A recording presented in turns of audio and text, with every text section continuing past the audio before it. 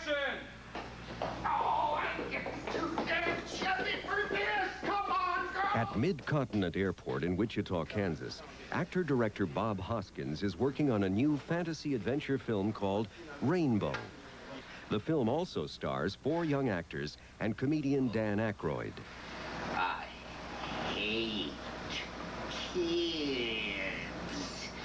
The story of Rainbow, is a story of 4 kids who go on this magical, mystical ride in a rainbow. And as a result of some of their actions, color starts to disappear from the world. For audiences to believe in such a fantastical story, the visual effects must be convincing, and the trip through the rainbow is the most challenging effect sequence in the film. To create this illusion, visual effects supervisor Steve Robiner has decided to employ a technique known as digital compositing. This is a process in which an actor is first filmed against a green or blue screen. Later, the colored screen is digitally replaced or composited with a separate background element. The resulting illusion places the actor in the background's environment.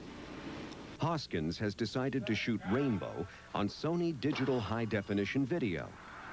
The technology allows him to see live on-set color composites. This immediacy makes it possible to adjust lighting or actors' positions for more convincing shots. For Rainbow, the actors are filmed on a green screen soundstage in Montreal. To help create the appearance of weightlessness and flight, the effects team has designed and built a variety of unique mechanical rigs. These rigs are covered in green. Like the green backdrop, they will be replaced by background shots. From the beginning, we wanted a really natural floating feeling, so the kids were free to move around. They didn't have a lot of encumbrances, so we tried to make the rigs as comfortable as possible, at the same time making them do the moves that we needed them to do. One of the rigs used for close-up shots of the young actors as they travel through the rainbow was constructed from an automobile leaf spring and a bicycle seat. Of course, every kid's ridden a bike in his life, and so they were very comfortable and felt free on the bicycle seat rigs. Part of the whole sequence that was really important to Bob was to get these kids playing and interacting with the rainbow and with the colors and light inside. For a group shot of the actors, Robiner employs a motor-driven spinning rig. The actors are secured into a molded fiberglass and steel body harness that is hidden under their clothing. Once they are in place, 7 fans are turned on to produce a wind-blown look, and the cameras roll.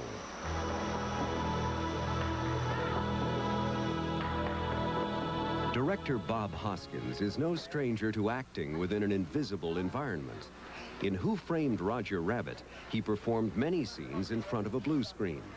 This past experience is now helping him direct the young cast of Rainbow. Look up, 1, 2, look down, and then look up and then, wow, we're flying! One of the most elaborate mechanisms will be used for shots of the actors tumbling in the rainbow.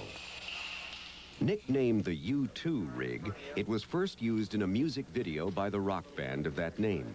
It creates the illusion of tumbling through space by allowing the camera 360 degrees of motion around a stationary object. The camera is mounted on one end of a rotating arm, and a green screen is attached to the other. As the camera moves around the actor, the green screen stays directly across from the camera, creating the appearance of weightlessness. After 2 weeks on the green stage, the crew moves to a Montreal high school swimming pool. A 14 by 16-foot green screen is submerged in the deep end of the pool. Its surface is illuminated by lights mounted both above and under the water. Before filming can begin, the young actors must be introduced to the world of scuba. Usually kids like you can last on the water at least a minute, okay? Breathing through an underwater air source called a regulator takes some getting used to. After a few tries, the young actors are ready, and they are taken to the bottom of the pool by a certified diver.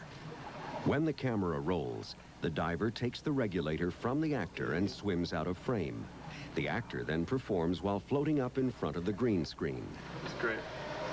Once they were trained, the kids, we just could not keep them out of the pool. They loved the water, which is one of the things I knew, remembering what my childhood was like, that I always loved being in the water. And the kids would really have a good time and be able to express this freedom and the feeling of being inside a rainbow much better, being underwater. After 2 days in the pool, the green screen photography is completed. The digital high-definition videotapes are then sent to Sony Studios in Los Angeles.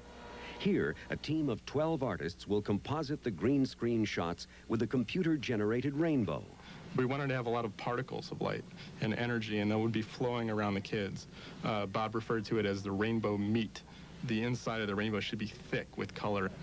In Sony's Edit Bay 1, Robiner and effects editor Patrick Byrne work on the composites. You can see it actually bleeding through right there. Now how about coloring you a bit? Check we can bring his saturation up. Digital compositing is accomplished by creating what is known as an alpha or matte channel for the actor. The alpha channel creates a hole in the background for the actor's image. This ensures that the background will not show through. The actor is then inserted into the space made by the alpha channel, creating a seamless composite. For a shot known as the spin-out, multiple layers produce the final illusion. These include an alpha channel of the kids, a satellite photograph for texture, computer-generated body halos, and sparkle swirls.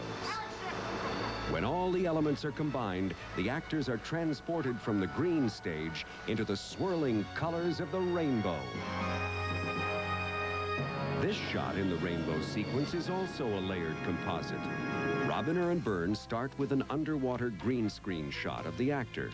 Next, they create a computer camera twist on the underwater shot and its alpha channel. They also use layers of copper flakes in a glycerin water solution and a computer-generated gold sparkle pattern.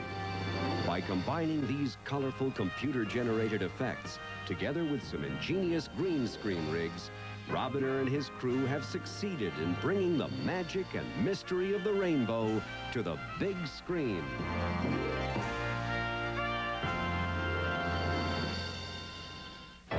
Coming up, special effects compositing places Charlton Heston on the high seas and sends Rob Schneider on a crash course with Mega City 1.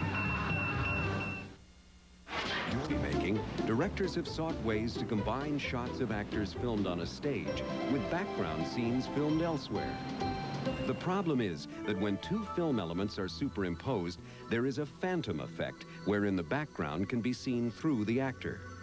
To overcome this phenomenon, one must create a blocking silhouette for the actor's image. This is called a traveling matte. It ensures that the background won't bleed through. The first traveling matte technique was a tedious process called rotoscoping. Introduced by Max Fleischer in the early 1920s for animation work, traditional rotoscope mattes were hand-drawn frame by frame by projecting the actor or foreground element onto a surface so that it could be traced. In the quest for seamless composites, several new techniques were developed during the 1940s and 50s, but the most widely used was the blue screen traveling matte process. Bill Taylor is known as a master of traveling matte photography. At Illusion Arts in Van Nuys, California, he creates some of the most convincing composites in the business. His work has been seen in such films as Tarzan, The Legend of Greystoke, and Beverly Hills Cop 3. The early blue screen system created some great composites, but it still left some things to be desired. It consists of 4 parts. A background element, which is the film of the setting into which the actor will be composited. A foreground element, which is the actor filmed in this case against a blue background. A holdout matte, which is an opaque image of the actor that we produce photographically on an optical printer. And a heavy cover matte, which is the reverse of the holdout matte, where the actor's image is clear and the remaining frame is opaque. All 4 parts of the traveling matte are assembled in an optical printer, a machine that photographs multiple projected strips of film onto a single strip of film. The result is a composite with no bleed-through. The only problem with this system was that the cover mat also tended to hide fine details in the foreground element. In this scene from the 1956 epic The Ten Commandments, a waving banner's motion causes it to disappear under the cover mat. That changed in 1959 with MGM's Ben-Hur and the groundbreaking work of Petro Vlahos, a scientist at the Association of Motion Picture and Television Producers Research Center. Douglas Shearer, who was the chief of technology at MGM, came to me and said, we know that Paramount had a terrible time with their 10 Commandments, and we hope to avoid their problems. Can you do something to make this a better system? After 6 months of research, Vlahos came up with a process that eliminated the need for the problematic cover mat. He called it the color difference traveling mat system. Vlahos took his new technique to the MGM mat department head, Bob Hogue. So Bob Hogue says, well, I'm going to make a test. So he ran all 17 shots that went into Ben-Hur and ran them through at once as a test. Got them out, and when the management saw them, they said, put them in the picture just as they are. Don't touch a thing. Vlahos' new invention allowed Charlton Heston to fight a fierce sea battle from the safety of the studio backlot. His blue screen compositing system quickly became the industry standard, and in 1964, his groundbreaking efforts were recognized with an Academy Award. Despite his pioneering work on film, Petro Vlahos believed the best way to do blue screen traveling mats would be electronically. So in 1976, together with his son Paul, he formed a new company called Ultimat to pursue this new technology. Based in Chatsworth, California, Ultimat quickly became an industry leader in video compositing equipment for television, winning an Emmy Award in 1978. Then in 1992, with the development of the film scanner, it became possible to digitize film and input it into the computer. This enabled Ultimat to develop a software package for film compositing called Cinefusion, now used by many top visual effects houses. Cinefusion employs a series of complex mathematics to create an alpha channel. The alpha channel is a grayscale image. The black portions completely obscure the background, while the gray areas only partially obscure the background. This allows for such fine details as transparent bubbles to show through. One of Ultimat's biggest advantages is its ability to deal with poor quality blue screen photography. You can see that we've got a blue screen which is, well, it's the blue screen from hell. There's no getting away from it. You've got a burned out floor. You've got a shadow down here you don't want. You've got a seam where the wall joins the floor, and different shades of blue that you've got out here. The compositor can select the best sample of the blue screen and then apply that sample across the whole frame, quickly eliminating the problem. The pioneering spirit that Petro Vlahos brought to Ben-Hur in 1959 is still going strong at Ultimat today. In 1995, he received another Academy Award, along with his son Paul, for further refinement of blue screen compositing. As the Vlahoses continue their research and development, they strive to provide future filmmakers with even better tools to conjure up movie magic. Coming up, a visit to Mega City 1, where green screen puts Judge Dredd in the driver's seat. On the London set of Sylvester Stallone's comic book thriller Judge Dredd, effects artists are pulling out all the stops as they transport audiences to a grim future world. Visual effects supervisor Joel Hynek, whose previous credits include the Predator films, is combining green screen technology with large-scale miniatures to make these space-age motorcycles called Lawmasters fly. The Lawmasters are important to the film for a lot of reasons. One being that they're a vehicle by which we can involve the audience in the environment. The environment these flying motorcycles patrol is Mega City 1, a gigantic future city where buildings rise to heights of 2,000 feet. Creation of this megalopolis takes place here in the Berkshire Mountains of western Massachusetts at a visual effects house called Mass Illusion. Elaborate miniatures ranging in size from 1/32nd to 1/96th scale will provide the backgrounds to be composited with green screen photography. The models and miniatures and the size that they ended up being was what was the scale that we could make them at, that we could put the most detail on and still fit on the stage. A crew of 40 model makers has spent 6 months constructing the miniatures from wood, plastic, and plexiglass. Very finely, precise. To create the interiors of the buildings, high-resolution color copy photographs are placed inside many of the city's more than 160,000 windows.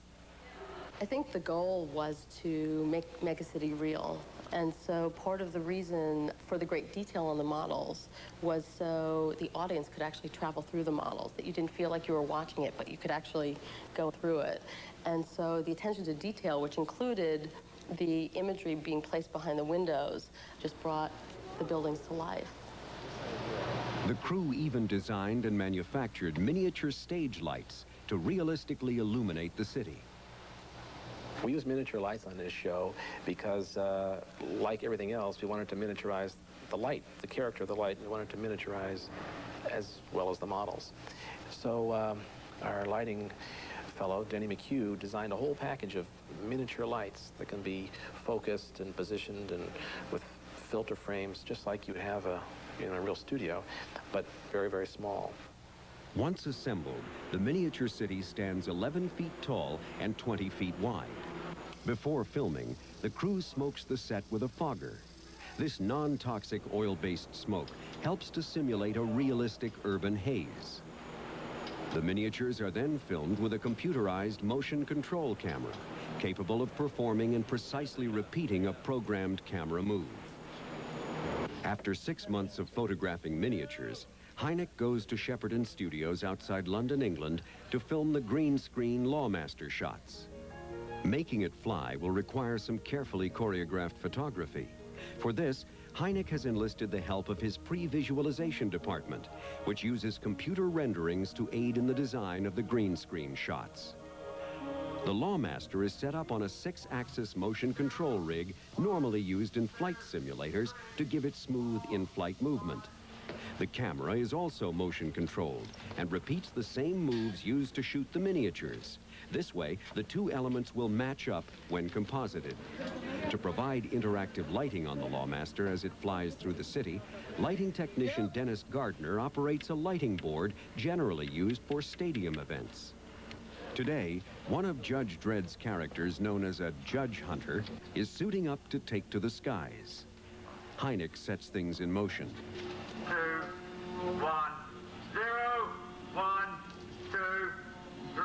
During filming, Hynek uses a countdown to keep the crew and actor in sync. We use the countdown to cue everything, whether it be which direction Sly, should look during a shot, or the interactive lighting. 2, 3, 4, 5, 6, cut. After 12 days on the Shepperton Green stage, Hynek and team return to Mass Illusion, where the green screen and miniature elements will be composited. Digital effects supervisor Serge Straczynski is charged with the task of compositing the different elements. Serge assembles the composites piece by piece, combining the live-action green screen shot with the miniature backgrounds.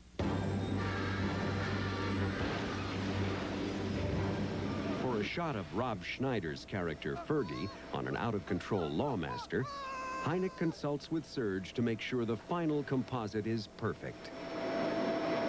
That's even better. Too light, or? Yeah, I'd take it back a bit. As Fergie spins off towards his inevitable demise, months of hard work disappear in a shot that takes audiences for the ride of their lives. Blue screen and green screen photography have helped to produce many of Hollywood's most memorable moments. By offering filmmakers a way to achieve shots that are too dangerous or simply impossible to accomplish conventionally, the future for this technology is brighter than ever. I think it's going to revolutionize the cinema industry. There's going to be a lot less real sets built, a lot more CGI backgrounds.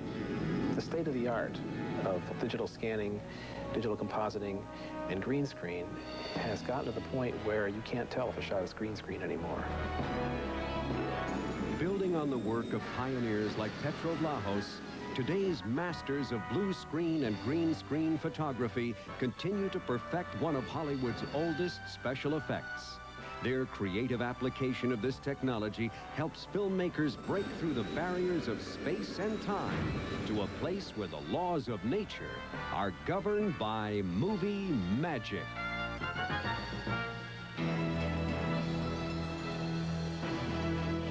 Watch Movie Magic, Thursday nights on the Discovery Channel. Next, can we learn to talk to the animals on the No Zone? Then the riders of the Golden Horde sweep across Asia on Terra X. Explore your world.